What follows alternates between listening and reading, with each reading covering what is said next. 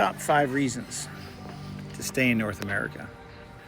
Number 1, the government always puts your needs first. Forget healthcare, education, and housing. All of it's kind of overrated. You know, you really want a government that funds money to countries that you've never heard of until a few years ago, or knew that they were corrupt in movies.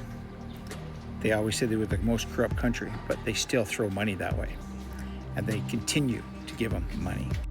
Number 2 is my favorite. Working your ass off until you die. If you're lucky, you can retire at 72. By the time you pay off your debts, your student loans, your mortgage, you know, the overrated mortgage rate that went up, that went crazy, that made your house totally unaffordable because the government just really wants your tax dollars. If you're lucky, you can afford a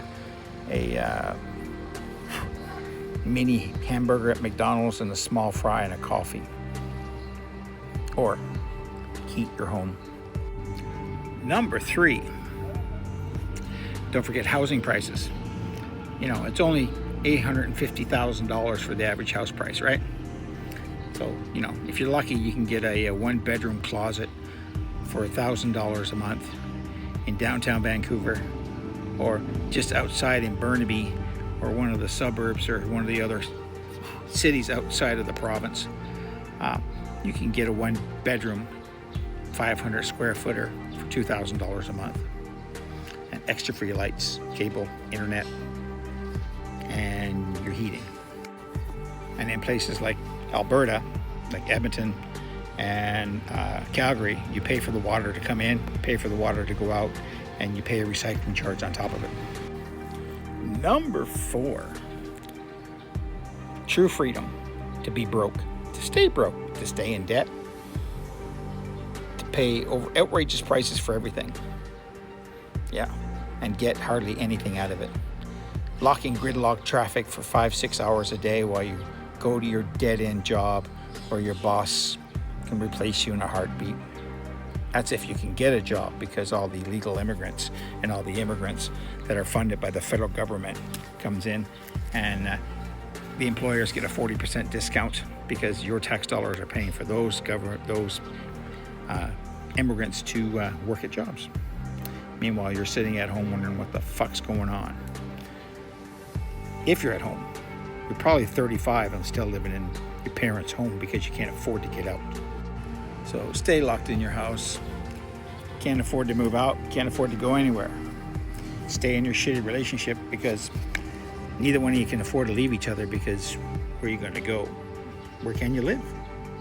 There's no houses available, no property available.